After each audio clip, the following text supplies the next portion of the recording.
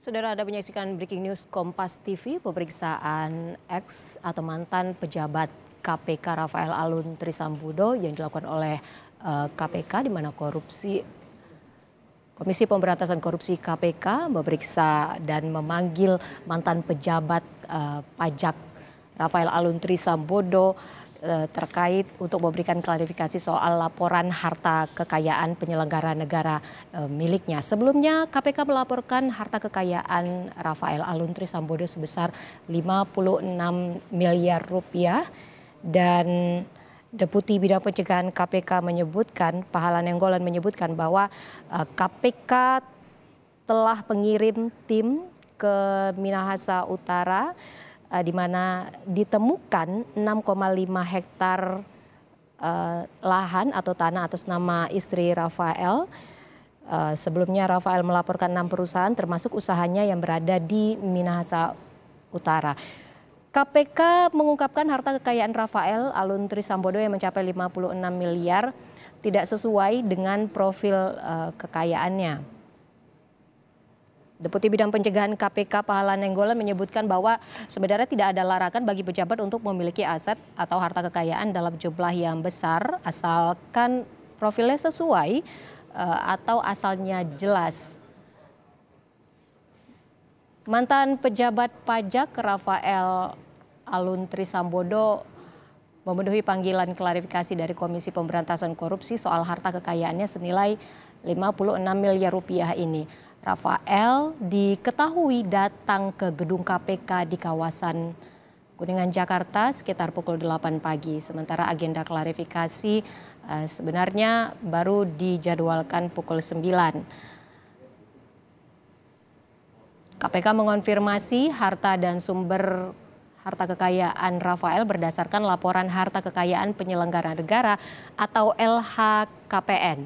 Harta Rafael menjadi sorotan usai putranya Mario Dandi Satrio menjadi tersangka kasus penganiayaan remaja yang memakan korban yaitu David Ozora yang saat ini masih dalam perawatan intensif di Rumah Sakit Mayapada Kuningan, Jakarta Selatan.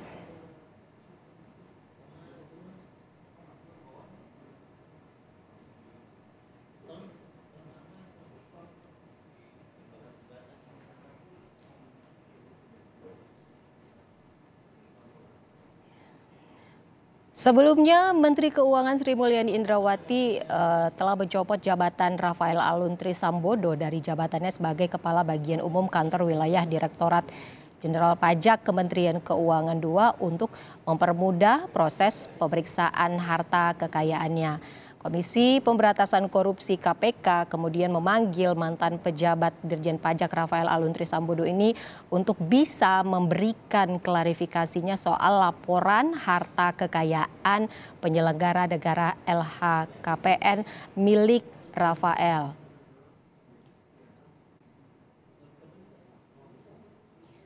KPK sebelumnya telah mengungkapkan bahwa harta kekayaan Rafael Alun Trisambodo mencapai 56 miliar. Ini ternyata tidak sesuai dengan profil kekayaannya. Melalui Deputi Bidang Pencegahan KPK Pahala Nainggolan, Rafael pada tahun 2011 pernah melakukan wajib lapor dan pada 2019 harta yang dilaporkan diperiksa secara administratif.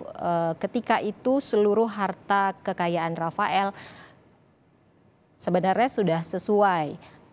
Pahala menegaskan bahwa sebenarnya tidak ada larangan bagi pejabat untuk memiliki aset atau harta kekayaan dalam jumlah besar asalkan profilnya sesuai. Saudara, KPK menyebut bahwa proses klarifikasi terhadap Rafael Alun Trisambodo mantan pegawai Ditjen Pajak tidak hanya dilakukan kali ini saja, proses klarifikasi akan terus berlanjut. Bahkan KPK juga pernah memeriksa Rafael pada tahun 2018. Selain itu KPK juga mengirim tim ke Minahasa untuk meninjau rumah Rafael yang berada di Minahasa Utara. Proses klarifikasi ini bukan hanya sekali. Saya pastikan bukan hanya sekali, karena pasti lagi gitu ya.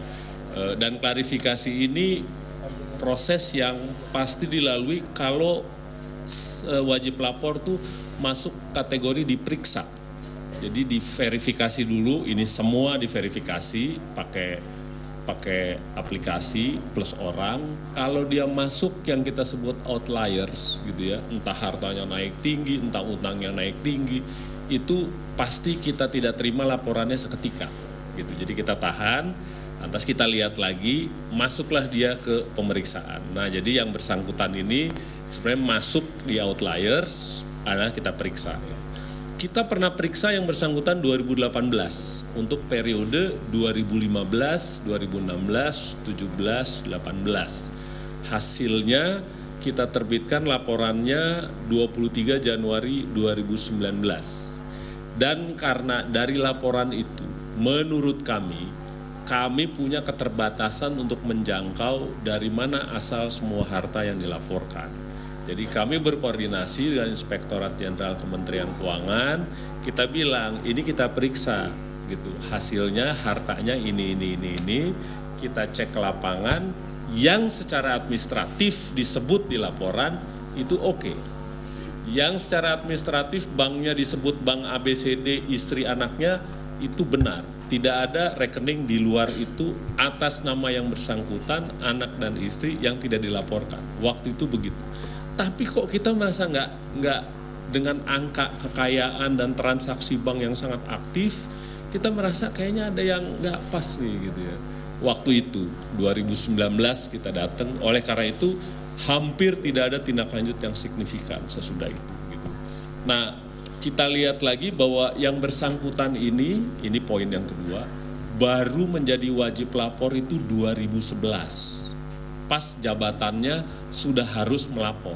Jadi sebelum itu dari LHKPN tidak punya wewenang untuk mengambil data ataupun informasi sebelum 2011. Karena yang dikasih LHKPN 2011 ini surat kuasanya buat tahun itu. Nah, oleh karena itu teman-teman kalau PPATK bilang kasih laporan ke kita 2012, iya, ini saya baca laporannya. Saya baca. Itu transaksi keuangan 2003 sampai 2012. Ini periodenya segini, sementara dia wajib lapornya di ujung sini. Saya harus bilang juga, tidak semua itu bisa ditindaklanjuti dengan mudah oleh kewenangan yang kita punya.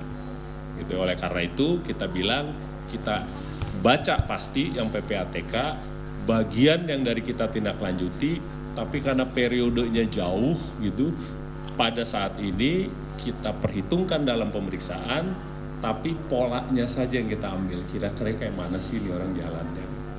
Nah, yang berikutnya saya kirim tim kemarin ke Minahasa Utara untuk melihat perumahannya. Ada 65.000 meter, 6,5 hektar. Dimiliki 2 perusahaannya atas nama istri yang bersangkutan. Itu sudah ada di LHKPN-nya. Sudah ada gitu. Jadi 2 perusahaannya. Yang bersangkutan ini melaporkan di LHKPN-nya punya saham di 6 perusahaan. Itu ada disebut nama perusahaannya apa saja, dan 2 dari itu punya yang di Minahasa Utara, perumahan. Nah, kalau di LHKPN, kalau saya punya perusahaan, yang saya catat di LHKPN itu hanya sahamnya saja. Saya punya 50 lembar, 1 lembarnya 1 juta, berarti 50 juta. Itu yang dilakukan. Jadi kalau ditanya itu perumahan segede itu ada di LHKPN nggak ada. Yang ada sahamnya di perusahaan itu saja. Itu atas nama istri. Atau saham istrinya di perusahaan itu saja.